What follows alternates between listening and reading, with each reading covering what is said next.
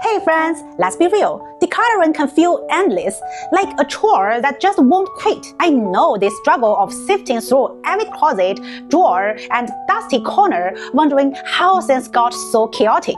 But over time, I found some tricks that honestly cut the process in half, or even more. Today, we are diving into my top 8 easy tricks to help you declutter 8% faster. Are you ready to say goodbye to clutter without wasting hours on every little kickback? Let's jump in. The trick number 1 is the visible first rule. Alright, this one's a game changer. When you are starting your decluttering session, begin with things that are out in the open and visible first, like items on countertops, tables, or that pile on the floor that's kind of become part of the decor. Why?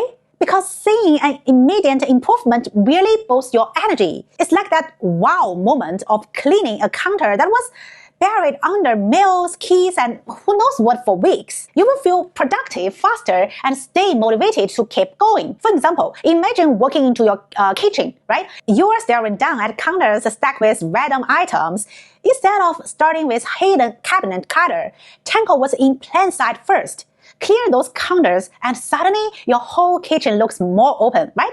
This approach tricks your brain into thinking, wow, look at how much I've done. And trust me, this mini high keeps you rolling with the rest of your house. By focusing on what's right in front of you, you're not only making a visible impact, but also building up that momentum to get the rest done faster. If you are finding these tips helpful so far, hit that subscribe button below. I've got tons more to share to keep your life simpler and more organized. So trick number 2 is set a timer, not a goal. This one's a lifesaver. Instead of aiming to declutter the entire bedroom in one go, set a timer. Give yourself like 20, 30, or even 15 minutes, and then declutter like you're in a speed cleaning competition. You will be surprised at how much you get done when you're on a clock. I call this sprint decluttering. Let's say you've got a mess in your bathroom. You're thinking, I will be here forever if I do it all. But set a timer for 15 minutes and tackle the most annoying spots first. Once that timer goes off, step back, admire the process, and see if you feel like doing another 15. Most of the time, you will have hit that magic productivity groove and you will want to keep going. But if not, that's okay too. At least you've done something, right? And those little sessions add up way more than you'd think. Timers keep things bite-sized, so you're not overwhelmed. Plus, it's kind of like a game.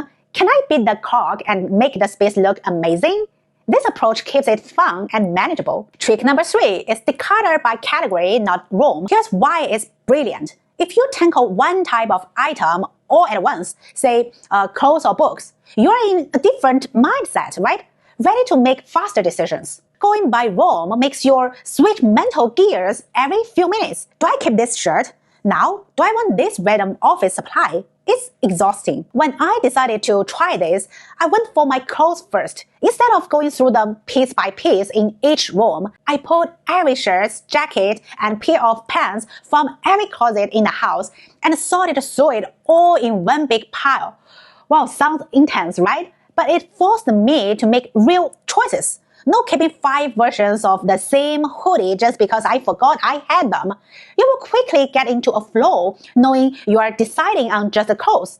Plus, you end up getting rid of way more duplicates and saving a ton of time. This way, you're not shifting your attention constantly and wasting brain power. Stick with one type, make your decisions, then move on to the next category. Trust me, you will be shocked at how much this approach speeds things up.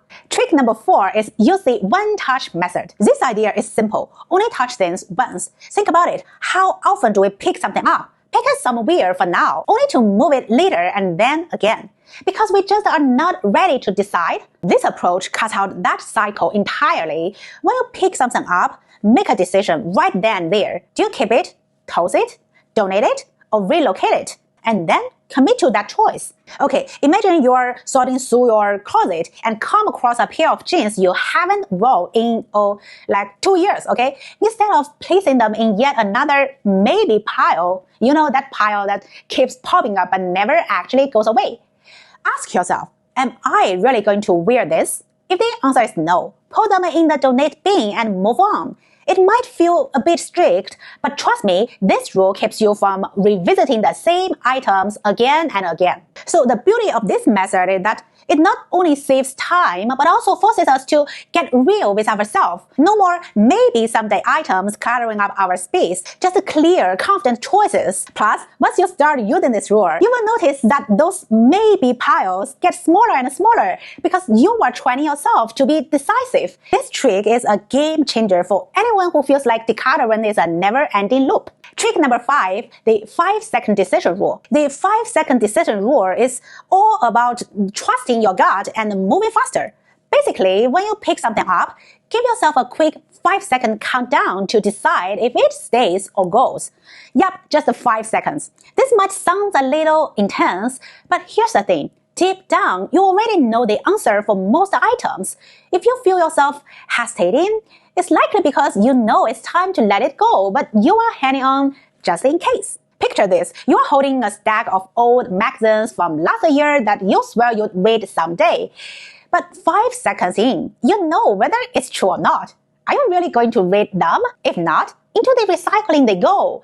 The rule pushes you to stop overthinking, cutting through that mental clutter we all get tangled up in. This 5-second decision rule is great because it lets you be quick and intentional without second-guessing yourself constantly. Well, decluttering is about keeping what's meaningful or useful now, not maybe someday item that just pile up. So trust your first instinct, it's usually right. Trick number 6 is create a don't love, don't need box. Here's a fun little trick that's perfectly for when you are not quite ready to say goodbye to something. But you know, it's not really sparkling joy either. Set up a box, label it, don't love, don't need, and toss it all the items you're unsure about. This could be your clothes you haven't worn in ages, that gadgets you think you will use but never do, or random things that don't really have a place but somehow stay in your life. The magic happens after you leave it for 30 days. If you haven't thought about it or needed anything from the box, it's time to let it go. No guilt, no hesitation. Let me tell you, this box has saved me from so much decluttering regret. For instance, I put a waffle maker in there that I thought was a must-have for breakfast every morning. I just knew I'd use it, right? But guess what? A month later, I hadn't even glanced at it. It went straight to the donation pile, and I felt very guilty about it.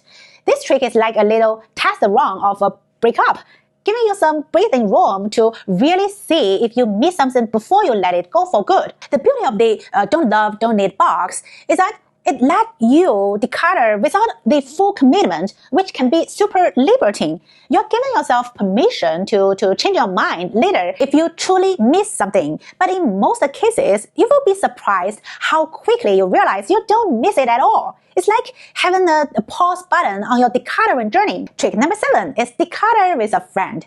Well, now this one is a game changer, especially if you are the type of person who gets sentimental about every little thing.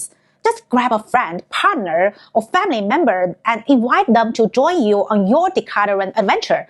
Well, not only is it way more fun to declutter with someone else, but it's also an amazing motivator. Having a buddy around keeps you from rationalizing that you might need something one day. Plus, they can help you make decisions faster and give you fresh eyes on your stuff. I will never forget when a friend helped me declutter my closet. At first, I was hanging on to about a third of my clothes with this someday I will wear this mentality. But my friend, with her blunt honesty and zero nonsense approach, convinced me to let go of those items. Guess what? I haven't missed any of them.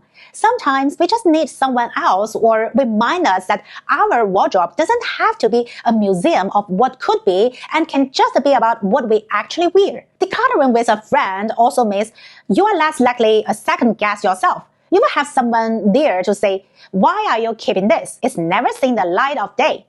And suddenly, it's way easier to part with things. And hey, if your friend needs help decluttering, you can return the favor. It's a win-win. Trick number 8 is finish with a room reset. This one is a little like the cherry on top of your decluttering sundae. Once you've done the hard work of cleaning out the clutter, it's time to keep it that way with a room reset. At the end of each day, take a few minutes to walk through each room and tidy up any items that wandered out of place. Put away stray shoes, clean up the countertops, and make sure things are in their proper room. This isn't about the deep cleaning, just a simple reset so that things don't pile up again overnight.